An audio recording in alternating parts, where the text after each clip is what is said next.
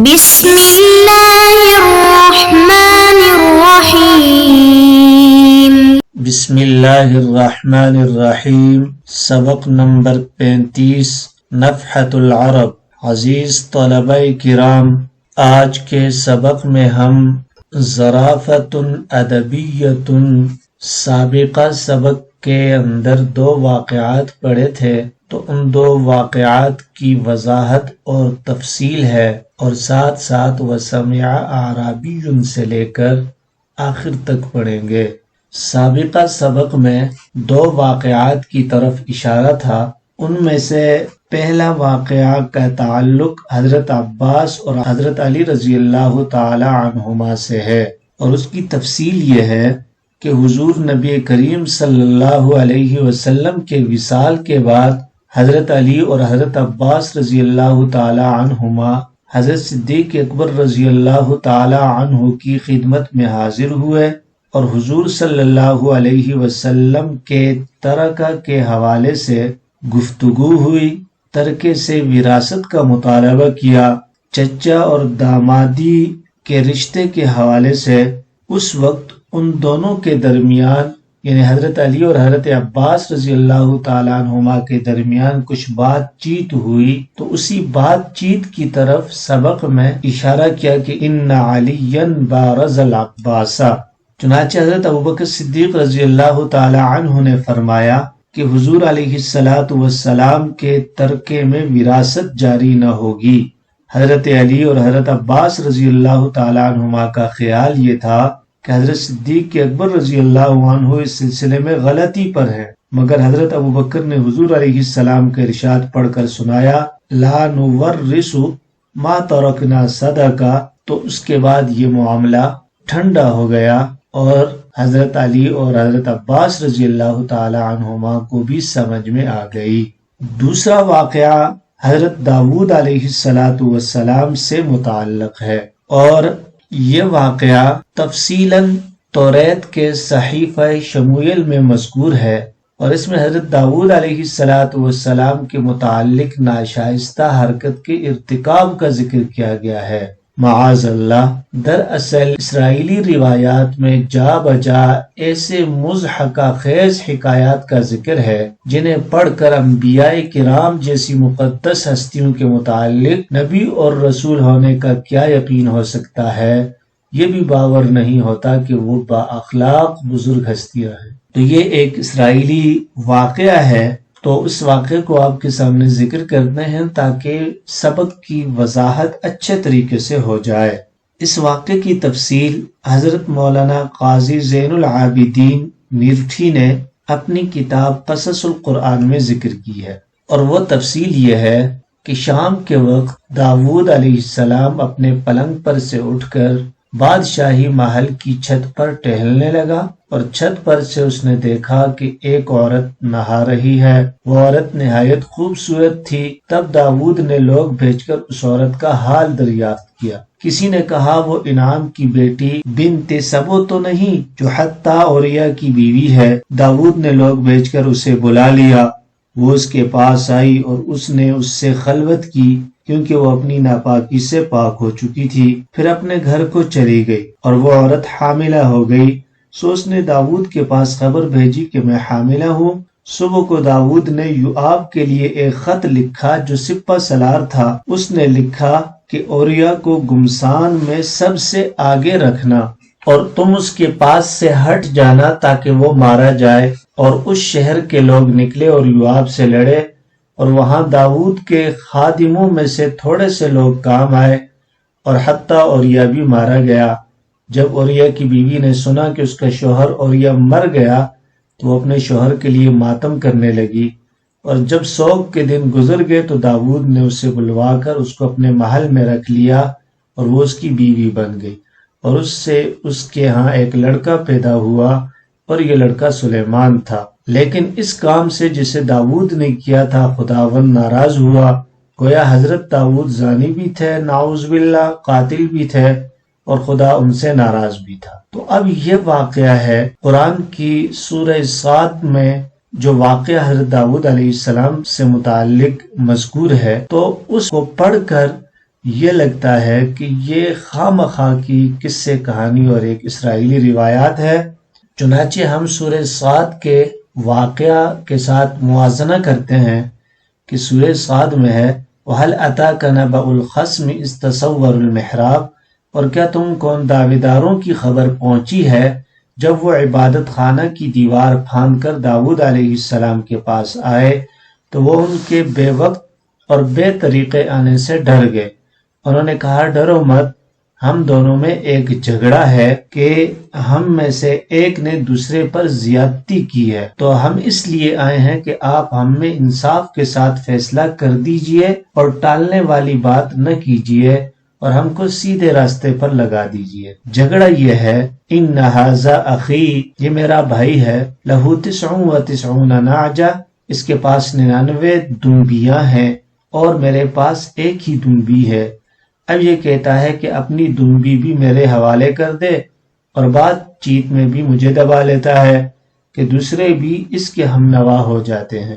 داؤد علیہ السلام نے یہ کہا کہ یہ جو تیری دمبی مانگ کر اپنی دمبیوں میں ملانا چاہتا ہے تو یہ تجھ پر ظلم کرتا ہے، اور یہ کوئی نئی بات نہیں، اکثر شرکاء ایک دوسرے پر زیادتی کرتے رہتے ہیں، مگر وہ لوگ جو ایمان رکھتے نیک عمل بھی کرتے ہیں وہ زیادتی نہیں کیا کرتے، اور ایسے لوگ بہت کم ہیں۔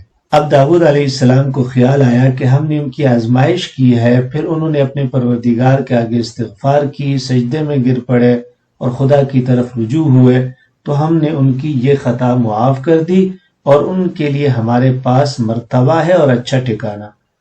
اور ہم نے داؤد سے فرمایا اے داؤد، ہم نے تم کو ملک میں بادشاہ بھی بنایا ہے، اِنَّا جَعَلْنَاكَ خَلِيفَةً فِي الْأَرْضِ فَاحْكُم بَيْنَ النَّاسِ، لہٰذا تم لوگوں میں انصاف کے ساتھ فیصلے کیا کرو اور اپنی خواہش نفس کی پیروی نہ کرو کہ وہ تم کو اللہ کے راستے سے بھٹکا دے گی، اور جو لوگ اللہ کے راستے سے بھٹکتے ہیں ان کے لیے سخت عذاب ہے، اس لیے کہ وہ قیامت کے دن کو بھولے رہے۔ اب سوال یہ پیدا ہوتا ہے کہ داؤد علیہ السلام کا ابتلاء یا امتحان کیا تھا جسے یہاں اس آیت کے اندر ظن داؤد انما فتناہ، اور جس کی انہوں نے اللہ تعالیٰ سے معافی بھی مانگی۔ بعض مفسرین نے یہودیوں کے مذکورہ بالا خرافات کو پیش نظر رکھ کر آیت کی تفسیر کر دی ہے، یعنی 99 دمبیوں سے حضرت داؤد علیہ السلام کی بیویاں مراد لی ہیں، اور ایک دمبی سے اوریا کی بیوی جسے انہوں نے ایک تدبیر کر کے مروا ڈالا اور پھر اس کی بیوی پر قبضہ کر لیا۔ مگر ذمہ دار مفسرین نے اس کو غلط قرار دیا ہے، اسرائیلی روایت قرار دیا ہے، اور ایک اولو العزم پیغمبر کے اخلاق پر بہتان اور حملے سے تعبیر کیا ہے۔ اس لیے ابن کثیر اپنی تفسیر میں فرماتے ہیں اس جگہ بعض مفسروں نے ایک قصہ بیان کیا ہے جس کا اکثر حصہ اسرائیلیات سے ماخوذ ہے، اور نبی معصوم صلی اللہ علیہ وسلم سے ایک حدیث بھی کہ جس کی پیروی ضروری ہو اس حوالے سے ثابت نہیں۔ داؤد علیہ السلام کی کون سی غلطی تھی اور کس غلطی پر انہیں تنبیہ کی گئی؟ اس داستان میں حضرت داؤد علیہ السلام کی طرف جو ناپاک اعمال منسوب کیے گئے ہیں وہ کھلا بہتان ہے۔ حافظ ابن کثیر، ابن حزم، قاضی غیاث، امام رازی اور دیگر محققین نے ان خرافات کو مردود قرار دے کر یہ ثابت کیا ہے کہ اس سلسلے میں حضور علیہ السلام سے کوئی تفصیل منقول نہیں ہے جس کی پیروی ضروری ہو، اور واقعہ کی اصل حقیقت وہ ہے جو حضرت عبداللہ بن عباس رضی اللہ تعالی عنہما سے منقول ہے کہ حضرت داؤد علیہ السلام نے تقسیم کار کے پیش نظر اپنے معمولات کو 4 دنوں پر اس طرح تقسیم کر دیا تھا کہ ایک دن خالص عبادت الہی کے لیے، ایک فصل مقدمات کے لیے، اور ایک خالص ذات کے لیے، ایک بنی اسرائیل کی رشد و ہدایت کے لیے۔ اور اس میں کوئی شبہ نہیں کہ انبیاء علیہ السلام کے لیے کثرت عبادت کے مقابلہ میں ادائیگی فرض میں انہماک اللہ کے ہاں زیادہ محبوب ہے۔ داؤد علیہ السلام کی یہ تقسیم کار اگرچہ زندگی کے نظم کے لحاظ سے دیکھیں تو بالکل بجا بلکہ قابل ستائش تھی، لیکن اس میں ایک دن کو صرف عبادت الہی کے لیے اس طرح خاص کر لینا کہ مخلوق خدا سے تعلق منقطع ہو جائے، یہ منصب نبوت اور منصب خلافت کے منافی تھا۔ اس لیے آپ کی اس روش کو ختم کرنے کے لیے اللہ نے انہیں اس طرح آزمائش میں مبتلا کر دیا کہ دو شخص جن کے درمیان ایک خاص مناقشہ تھا، عبادت کے مخصوص دن میں حجرہ کی دیوار پھاند کر اندر داخل ہوئے۔ حضرت داؤد علیہ السلام نے اچانک خلاف عادت اس طرح دو انسانوں کو موجود پایا تو بتقاضائے بشری گھبرا گئے۔ دونوں نے صورتحال کا اندازہ کرتے ہوئے عرض کیا کہ آپ خوف نہ کریں، ہماری اچانک اس طرح داخل ہونے کی وجہ یہ قضیہ ہے اور ہم اس کا فیصلہ چاہتے ہیں۔ تب حضرت داؤد علیہ السلام نے واقعات کو سنا، نصیحت فرمائی جو قرآن میں مذکور ہے۔ فیصلہ کرنے کے بعد حضرت داؤد علیہ السلام کو فوراً تنبؤ ہوا کہ مجھے اللہ نے اس آزمائش میں کس لیے ڈالا ہے، اور وہ حقیقت حال کو سمجھ کر اللہ کی درگاہ میں سجود ہوئے اور استغفار کیا۔ یہ مطلب ہے قد تنازع الملکان عند داود علیہ السلام وما فیہما ظالمون ولکن لینبئها داود علی الخطیئہ۔ باقی جتنی باتیں اسرائیلی روایات کے اندر ہیں یہ مردود ہیں۔ ظرافت ادبیہ کا بقیہ حصہ۔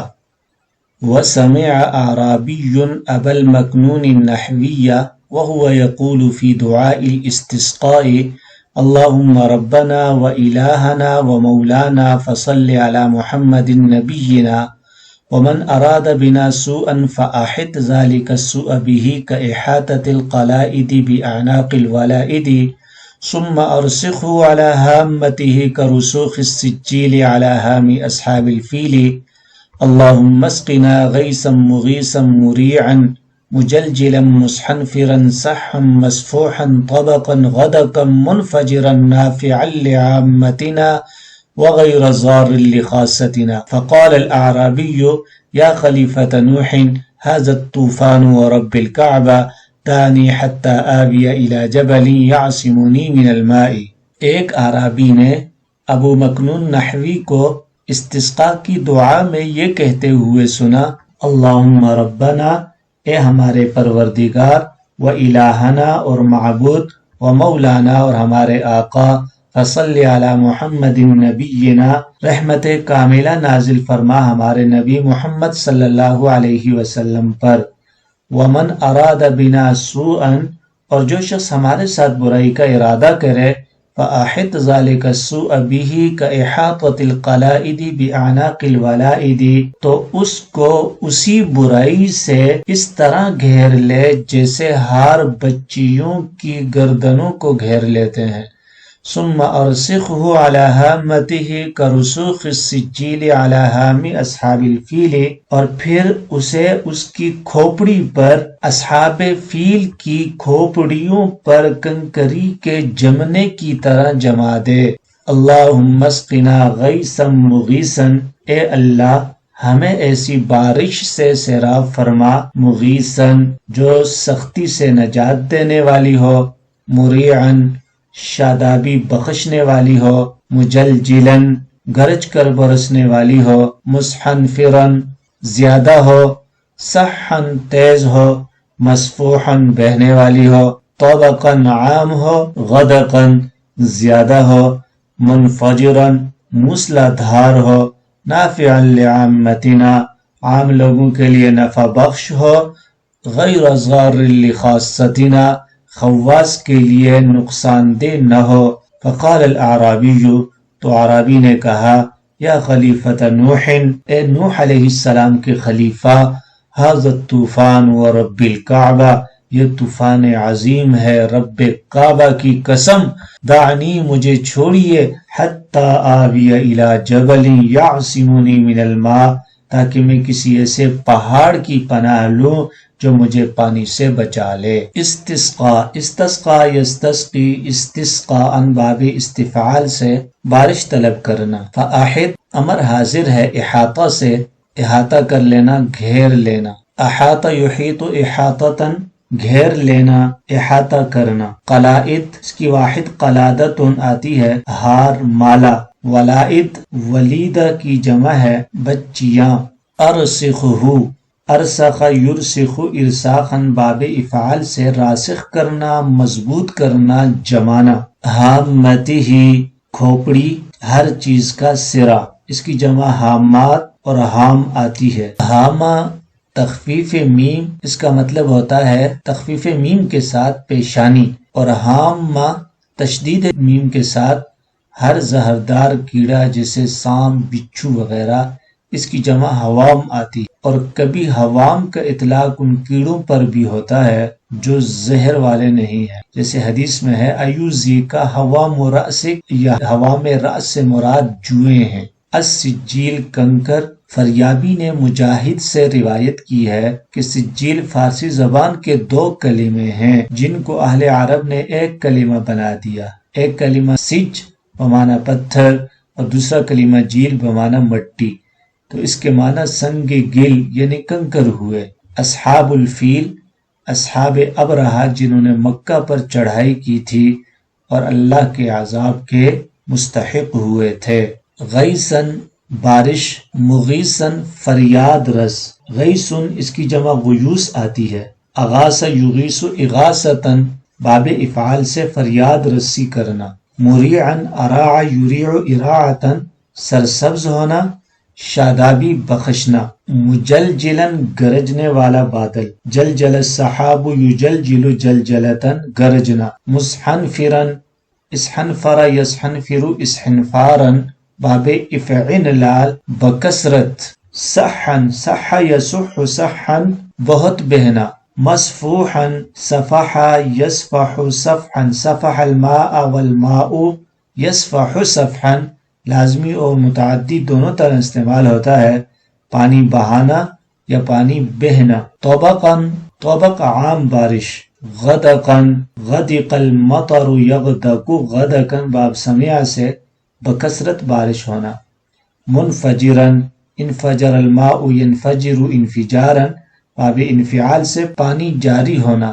نافعاً، نفع ینفع نفعاً فائدہ پہنچانا۔ الطوفان، احفش نے کہا ہے کہ از روئے قیاس اس کا واحد طوفانہ آتا ہے۔